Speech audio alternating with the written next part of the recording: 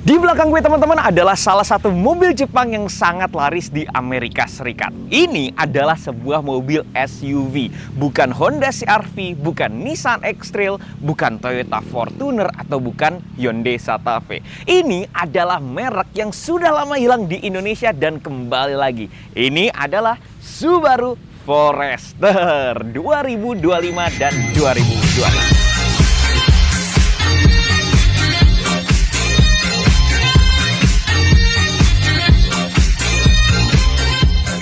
Ini adalah kunci dari Subaru Forester 2025, teman-teman. Dan gue pengen berterima kasih kepada dua pihak dulu sebelum memulai. Yang pertama adalah Mas Reza dari Breza Coffee, karena sudah meminjamkan tempatnya yang sangat luar biasa. Saya diperbolehkan untuk foto-foto dan ambil gambar di sini. Ini tempatnya keren banget, teman-teman. Koleksi mobilnya cakep. Dan yang kedua adalah untuk Subaru Indonesia, karena sudah meminjamkan mobil ini kepada saya. Teman-teman, setelah gue pikir ada suatu memori yang benar-benar ngebuat gue itu jadi teringat. Karena 12 tahun yang lalu kalau nggak salah di IMS 2014 adalah kali pertama gue mencoba mobil Subaru. Dan mobil Subaru yang pertama kali gue coba adalah Forester, teman-teman. Gue inget banget itu ketika gue dan bapak gue itu kesana. Dan gue penasaran, Subaru itu punya suatu proving grounds yang dipasang lah. Jadi untuk membuktikan si AWD dari mobil ini. Dan akhirnya mencoba lah gua dan bokap gua untuk mencoba Subaru Forester. Dan yang pertama kali kerasa adalah ini mobil luar biasa sekali all wheel drive-nya. Karena ini pakai teknologi symmetrical all wheel drive yang nanti kita akan bahas, teman-teman. Tapi mobil ini adalah salah satu SUV yang menurut gua harus lebih laku lagi di Indonesia. Subaru Forester sendiri, teman-teman, itu sudah generasi ke-6 yang ada di samping gua ini. Dan dia sudah beberapa generasi, sekitar 2 generasi sebelumnya pun juga banyak laku di Indonesia. Nah, jadi dia ini adalah SUV monokok, teman-teman. Bukan leather frame seperti Toyota Fortuner. Dan dia itu all-wheel drive dengan mesin boxer. Ini konfigurasi yang benar-benar sangat unik di Indonesia. Karena biasanya kita punya monokok front wheel drive, ya kan? Atau leather frame rear wheel drive. Ini adalah monokok dengan longitudinal mesinnya seperti ini. Dan dia adalah boxer engine. Jadi mesinnya itu tidur di bawah, teman-teman. Nah, sementara itu kita akan lihat bagian depannya. Ada satu mobil yang sebenarnya sangat mirip dengan mobil ini. Yaitu apa? Suzuki XL7. Bener, kalian perhatikan ya. Dengan warna-warna seperti ini tuh mirip banget ya Suzuki XL7 dengan ini. Dan kenapa gue bilang mirip? Karena lampunya ini dan grillnya sekarang di generasi yang ini tuh sudah menyambung. Yang sebelumnya kan terpisah, yang ini langsung menyambung. Tapi ini bukan mengejek Subaru atau Suzuki ya, karena dua-duanya adalah mobil bagus. Dan kalau kalian perhatikan di sini ada lampu diarel LED di depan sini, kemudian headlampnya baru yang di bagian bawah. Dan headlampnya ini itu canggih. Pertama, dia bisa auto high beam ketika kita lagi masuk ke daerah-daerah yang gelap dan tidak ada pengendara lain di depan. Terus kemudian dia tuh punya corner lamp dan juga bisa mengikuti arah setir. Jadi kalau kita nyetir ke kanan, belok, setir ke kiri, dia itu belok. Luar biasa ini teknologinya ya, dan itu sangat berguna sekali. Nanti kita akan kasih lihat di bagian tengah sini ada grill besar dan ada logo Subaru ya, sebuah bulat warna biru, ada bintang-bintang. Ini adalah brand Jepang ya, teman-teman ya. Tapi mobil ini sangat laku di Amerika Serikat. Bahkan di bulan Januari dan Februari 2025 ya, setahun yang lalu, ini mobil laku hampir 100.000 unit. Kalian bayangin, karena di sana marketnya pun sangat kental ya, dengan mungkin ibu-ibu, bapak-bapak di negara 4 musim juga sangat kepakai karena ada winter, ada snow dan segala macam. Nah, di sini kalau kalian perhatikan ada semacam over fender plastik tipis saja. Sebenarnya yang Forester sebelumnya itu nggak punya over fender seperti ini, teman-teman. Bukan hanya Forester ya, Subaru yang dulu mungkin tidak ada over fendernya sekarang jadi lebih gagah dengan adanya over fender seperti ini. Apakah mungkin Subaru akan lebih menuju konsep adventure? Mungkin, karena dulu ada tipe wilderness, teman-teman. Dan tipe wilderness itu malah jadi umum di Subaru modern ini. Nah, tapi teman-teman, over fender ini punya lubang-lubang untuk mengalirkan udara. Dan ini lubangnya tidak tertutup, benar-benar terbuka. Jadi ada fungsinya. Dan kalau kalian perhatikan, teman-teman, roda atau velgnya ini pakai ring 18. Dan ring 18 ini bukan velg yang besar untuk zaman sekarang, dimana SUV pakai ring 19, ring 20, bahkan untuk SUV-SUV yang cukup besar. Makanya fitment dari Forester ini bisa agak dikatakan sedikit kekecilan kakinya ya, kalau menurut gua. Dan ini bisa dipakaikan ring 19 atau mungkin ring 18 dengan ban yang lebih tebal. Dan menggunakan ban yang road, alias ban yang digunakan untuk berkendara di jalan aspal, bukan off-road. Nah, sekarang kita ke bagian samping. Ini proporsi dari kacanya cukup besar. Sehingga kalau kalian perhatikan nanti di interior, kalau visibilitas dari mobil ini tuh luar biasa besar. Dan interiornya pun juga sangat roomy sekali teman-teman.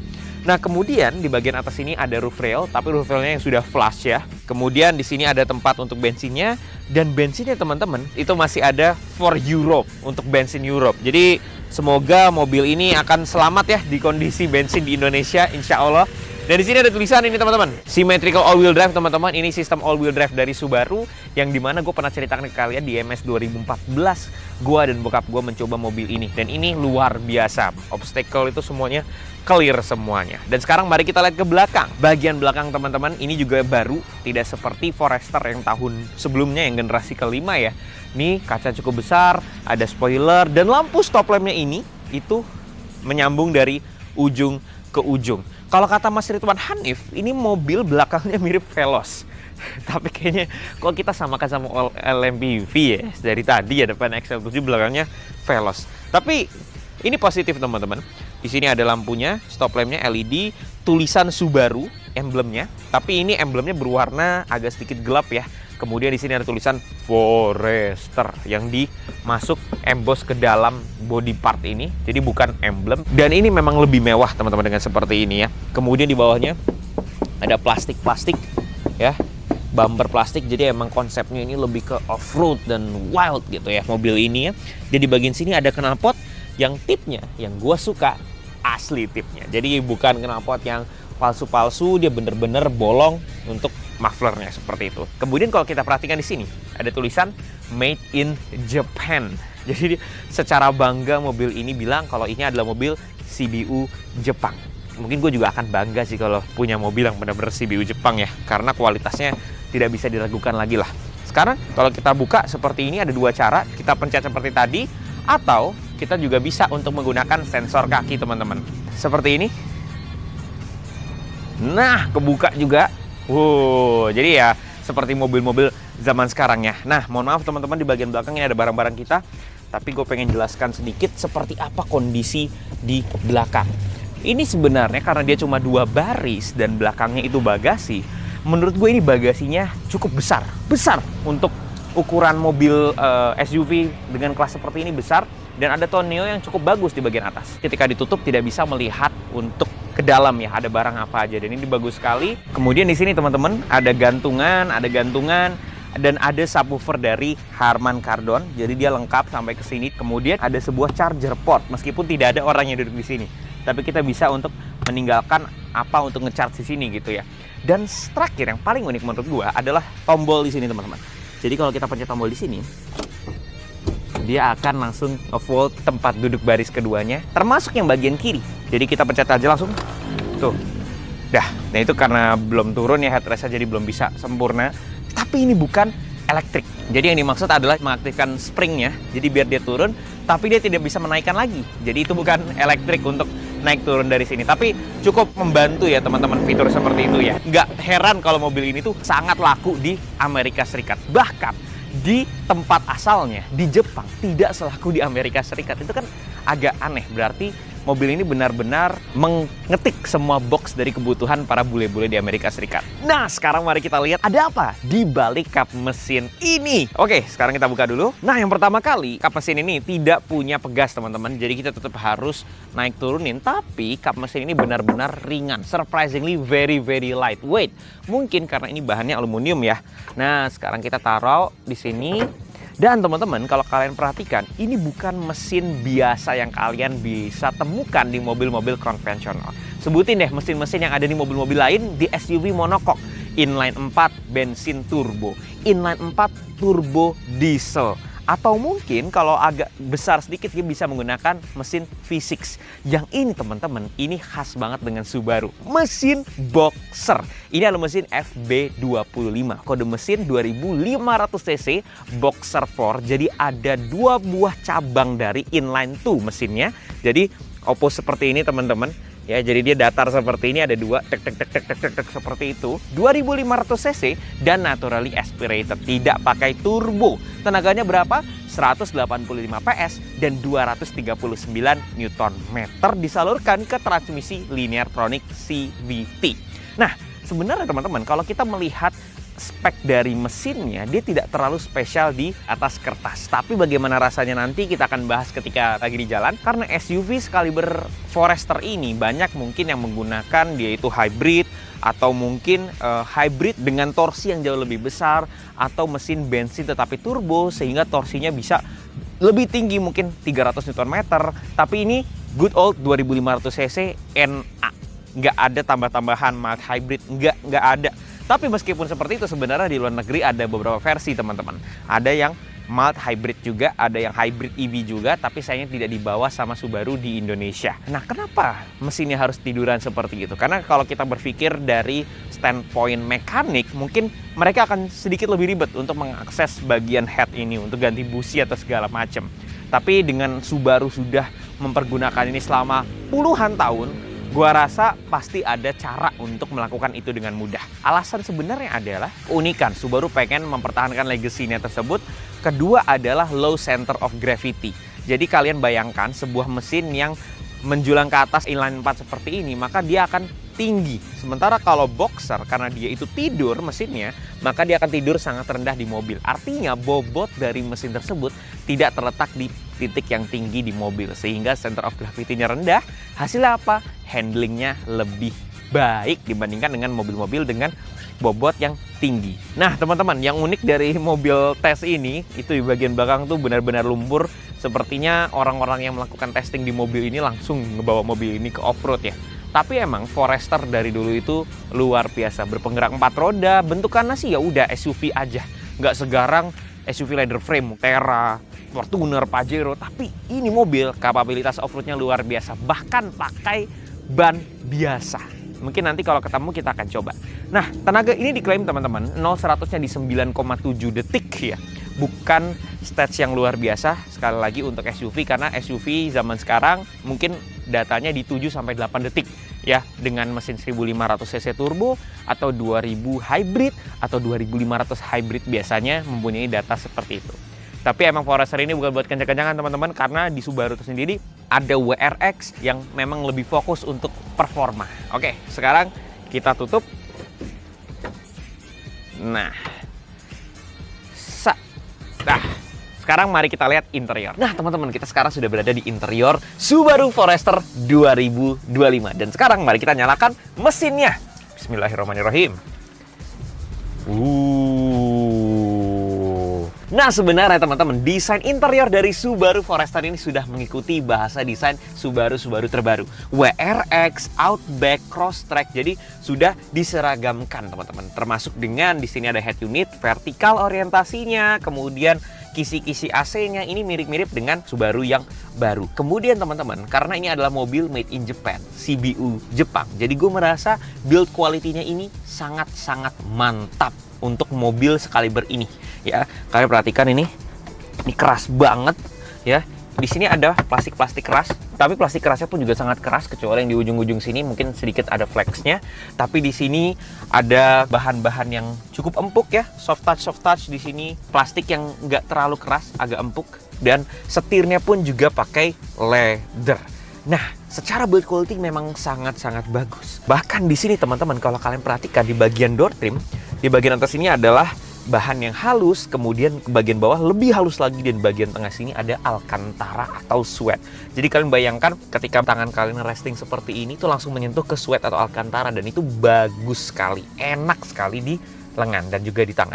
Namun teman-teman, untuk mobil seharga 735 juta ya, untuk versi adasnya atau iSight ini, gue merasa dengan bombardir mobil-mobil modern, interior Subaru Forester ini bukan yang sangat-sangat modern. Karena kalian perhatikan, Di sini speedometer dan tachometer itu masih full analog ya, dengan ada MID yang ukurannya seperti ini di tengah. Itu bisa kita lihat di mobil-mobil tahun 2012 ya, seperti ini ya. Dan sementara zaman sekarang mobil-mobil itu sudah pakai digital cluster. Kemudian di bagian tengah sini teman-teman, meskipun dia sudah diperbarui head unitnya, dan gue jujur lumayan suka karena tidak terlalu banyak gimmick-gimmicknya ya. Semuanya tuh gampang, kita bisa melakukan navigasi dengan mudah, ada Apple CarPlay, ada Android Auto, tapi dia itu terasa lebih jadul dibandingkan mobil-mobil zaman sekarang.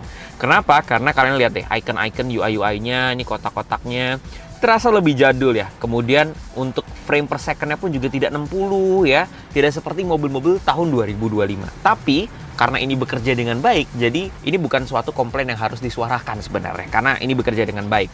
Namun di sini bagian sini teman-teman, itu AC-nya sudah terintegrasi, jadi udah tidak ada lagi tombol-tombol AC fisik.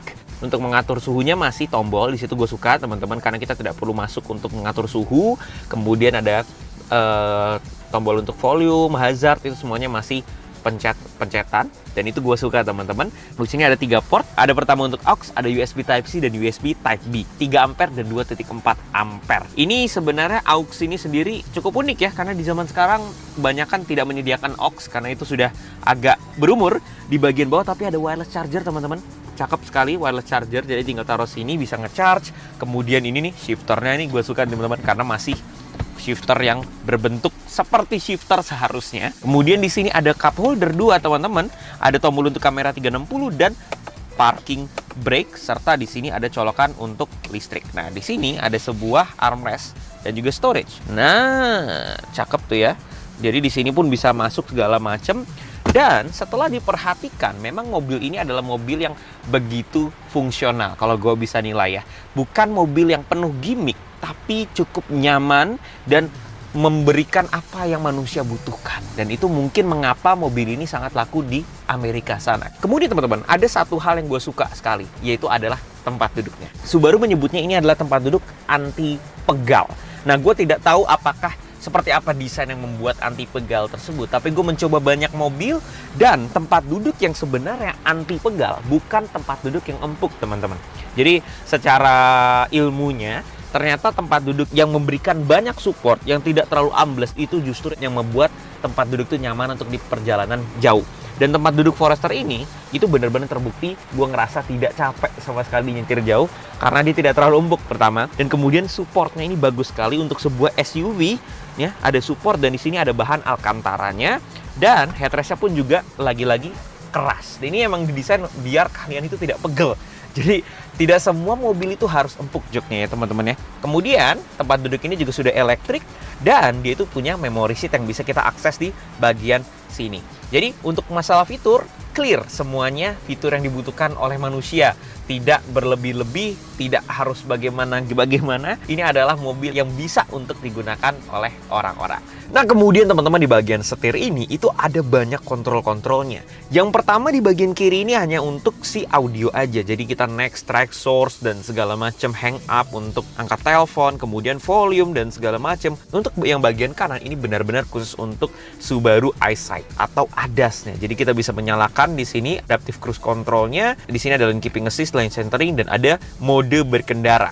Ini ada yang S drive, dan ada e-drive. Tapi ini sebenarnya sangat berbeda di transmisi teman-teman. Ketika kita pencet ini teman-teman, di MID-nya ini akan ada grafik dari dyno yang berbeda. Ketika S itu lebih torsinya lebih di bawah, I itu di bawahnya sedikit berkurang. Ini sentuhan yang manis dari mobil ini. Nah, kemudian teman-teman, kalau kalian perhatikan di bagian tengah sini ada X mode teman-teman. Nah, X mode ini sendiri terbagi menjadi 3, ada normal, snow, dirt, dan juga deep snow atau mud. Dan mobil ini punya kapabilitas untuk masuk ke medan-medan seperti ini dan akan menyesuaikan mesinnya, transmisinya, kemudian all-wheel drive-nya dengan jauh lebih baik. Dan Subaru memang sangat baik untuk mengatasi medan-medan seperti ini. Nah, teman-teman, di bagian bawah sini kita juga punya auto vehicle hold, vehicle dynamics, dan juga auto start stop yang mungkin bagi beberapa orang tidak terlalu suka untuk diaktifkan. Jadi kita kadang suka nonaktifkan juga ya, biar mobilnya tidak usah mati ketika di kemacetan.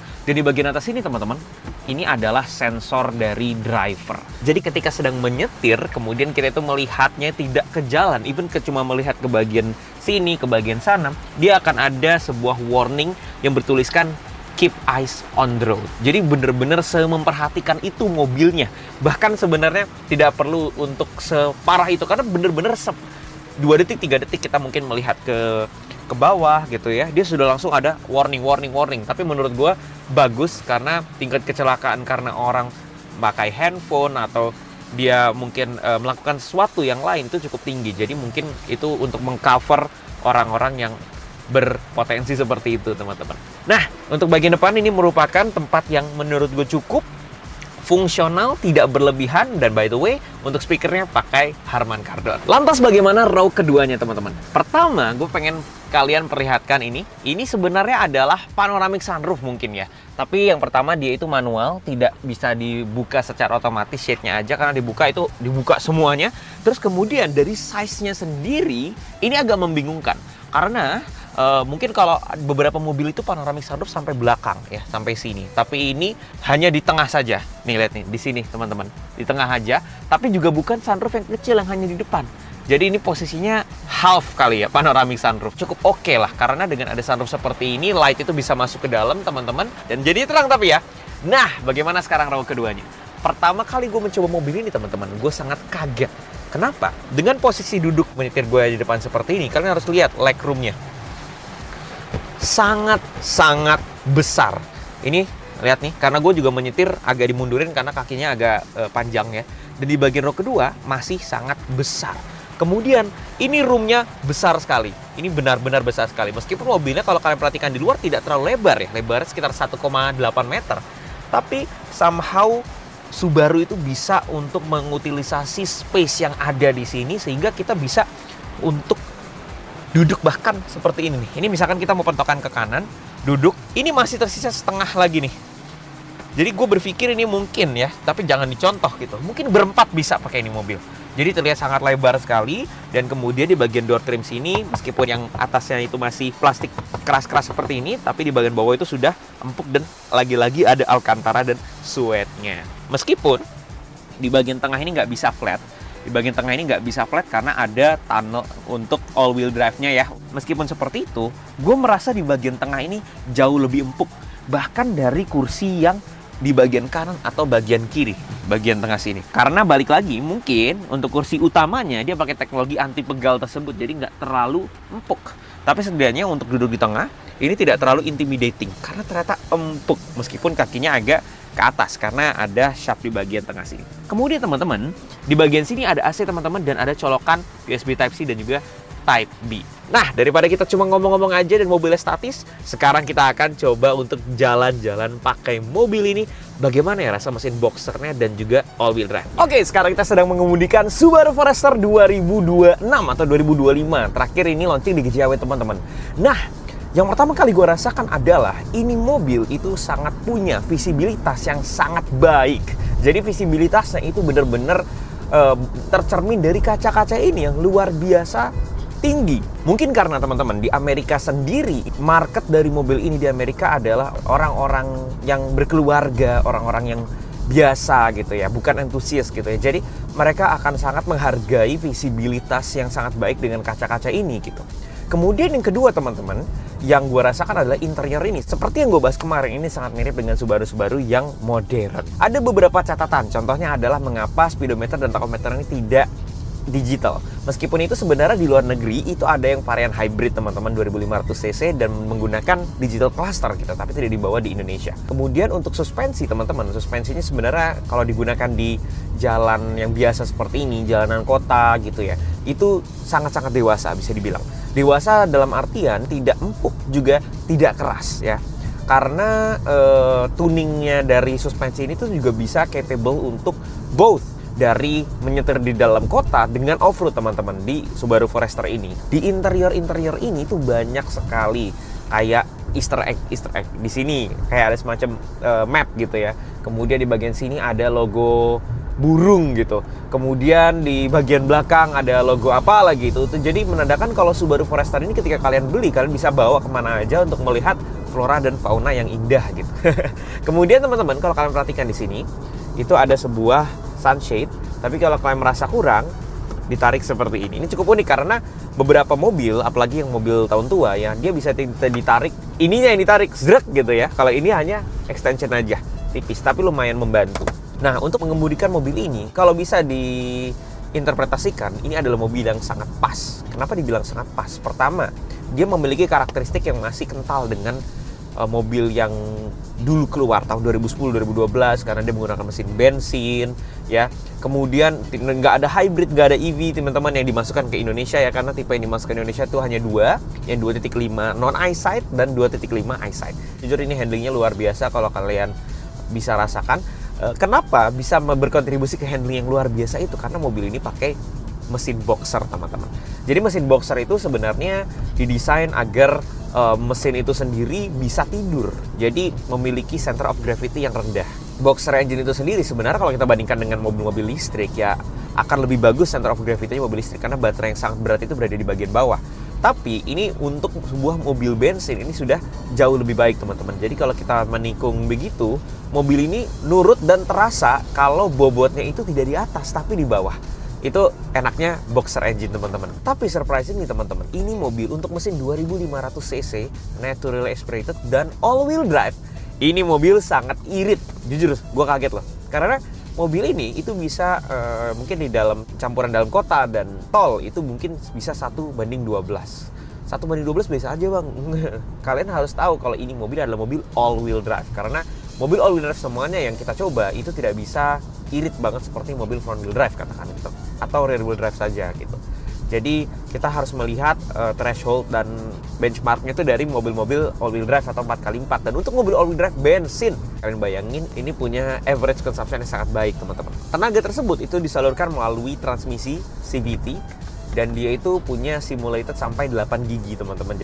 Nah di sini di setir kita ada tombol S mungkin untuk sport ya, dan I untuk intelligent ya. Tapi yang menarik dari mobil ini teman-teman, gue merasa mobil ini jauh lebih enak untuk dikemudikan di tol. CVT-nya ini memasuki suatu range dari rasio yang sangat pas, sehingga ketika kita masuk ke tol dan kita mau overtake, dia itu bisa overtake dengan cukup enak gitu ya, tenaganya gitu. Tapi ketika kita lepas gas, dia juga bisa untuk melonggarkan sabuknya sehingga kita cuma running di 1500 misalkan atau 1300 ketika lari di 100 km per jam gitu. Dan itu membuktikan mengapa mobil ini menurut gua adalah mobil yang cukup irit untuk 2500 cc enak. Nah, Subaru sebelumnya itu memasukkan Forester dengan 2000 cc, teman-teman.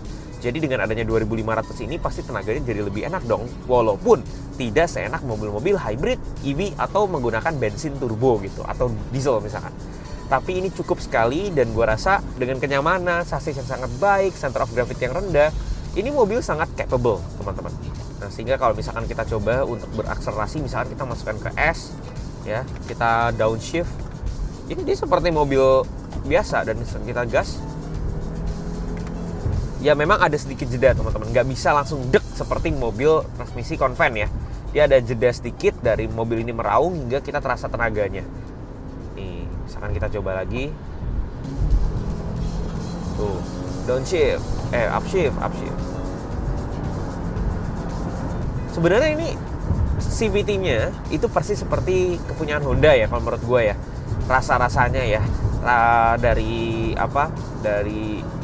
kecekatannya, dari perasaan dari pindah gigi dan ganti giginya, pindah giginya itu mirip-mirip ya teman-teman ya. Jadi memang CVT yang simulated mungkin emang rasanya mirip-mirip semua begitu. Yang menarik adalah itu bukan cuma mode-mode gimmick, bahkan ketika mode ini itu berfungsi dengan cara untuk mengerem dengan berbagai cara. Jadi dia mensinkronkan symmetrical all-wheel drive-nya, gearing CVT-nya itu biar kita tuh bisa melewati medan-medan tersebut. Kalian bayangin, mobil ini itu bisa melakukan pengereman ke satu ban individual saja. Jadi dia menyebutnya LSD control ya, untuk bisa mentransfer tenaga tersebut ke ban yang memiliki traksi. Dan itu rem, beneran rem teman-teman. Jadi kalau misalkan kita cuma ada spin di dua itu, misalkan spinnya diagonal, itu mobil akan melakukan pengereman, yang dimana dia itu akan melihat ban mana nih yang selip, dan dia akan melakukan pengereman, dan transfer powernya akan disalurkan ke sampingnya, dan itu dilakukan terus-menerus simultaneous ya, untuk mengeluarkan mobil itu dari track yang luar biasa challenging gitu untuk off-road ya. Nah, untuk harga teman-teman, Subaru itu memasarkan mobil ini untuk yang varian non-eyesight atau non-ADAS itu 695, dan dengan yang ADAS itu 735 ya. Ini adalah angka yang sebenarnya menurut gue itu tidak terlalu mudah untuk dibeli oleh banyak orang Indonesia. Tapi balik lagi, Subaru itu memang sangat segmented di sini ya. Beda mungkin di luar negeri, di Jepang atau di Amerika bahkan gitu. Ketika Subaru itu menjadi brand biasa yang memang orang itu suka gitu. Tapi di sini itu menjadi sangat segmented sehingga tidak semua orang itu bisa mengerti mengapa mobil ini harganya 735 juta. Tapi ketika orang yang paham kalau ini adalah mobil yang sangat tangguh, dibawa kemana-mana, all wheel drive, mungkin sama beliau-beliau diganti bannya ya, pakai ban medium terrain misalkan atau AT, itu akan jauh lebih capable di dunia off-road gitu. Mungkin orang akan langsung membeli mobil ini tanpa ragu gitu. Selanjutnya kita akan mencoba akselerasi 0 sampai 100 km per jamnya teman-teman. Kalau di website Subaru sendiri, dia itu mengklaim akselerasinya adalah 9,7 detik. Itu bukan angka yang spesial, lagi-lagi harus disebutkan untuk mobil 700 juta dan besar gini, karena rata-rata mungkin bisa di 7 atau 8 detik ya. Nah, sekarang kita masukkan ke S.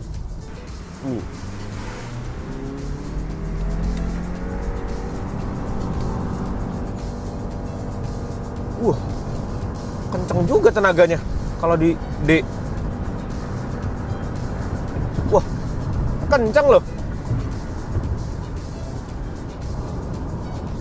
Wah, kenceng juga ya. Jadi yang terjadi beberapa hari yang lalu teman-teman, mobil ini memang punya kesusahan ketika pick up speed di perkotaan ya, karena menurut saya agak sedikit lemot. Dan kemudian gue juga menggunakan mode manualnya, jadi yang ada shiftingnya. Tapi ketika mobil ini kalian masukkan ke D dan tidak ada shifting, jadi RPM-nya itu tetap di 6000 RPM aja, mobil ini tuh kencang ternyata ya. Jadi dia akan nge-keep powernya terus di atas gitu ya. Mobil ini kencang. Balik lagi kepada yang seperti yang gue sampaikan, kita kan butuh momentum untuk menaikkan RPM itu. Nah, mobil ini memang tidak mudah karena tidak pakai turbo, jadi torsinya tidak bisa besar gitu seperti mobil turbo ya. Nggak spesial tapi cukup lah. Untuk SUV ternyata cukup. Untuk beberapa alasan, dan salah satunya adalah cuaca, kami tidak bisa untuk menguji Subaru Forester ini di off-road teman-teman, karena kondisinya sangat tidak memungkinkan. Jadi mohon maaf, untuk video ini akan fokus ke driving feel saja. Wah, begitu rasanya menyetir SUV yang sangat laku di Amerika Serikat tapi buatan Jepang. Terima kasih sekali lagi untuk Mas Reza dari Brezza Coffee dan juga Subaru Indonesia. Plaza Subaru sudah meminjamkan Subaru Forester ini di beberapa hari. Dan kalau kalian suka review-review seperti ini, jangan lupa untuk klik like, komentar kalau ada komentar, share kalau mau dibagikan, dan jangan lupa untuk subscribe serta nyalakan loncengnya. Tapi kalau kalian mau melihat review seperti ini dalam bentuk singkat, kalian bisa kunjungi ke Instagram gua dan TikTok di @rapitahumam, dan semoga kalian sehat selalu. Rapita Humam signing out. Dadah.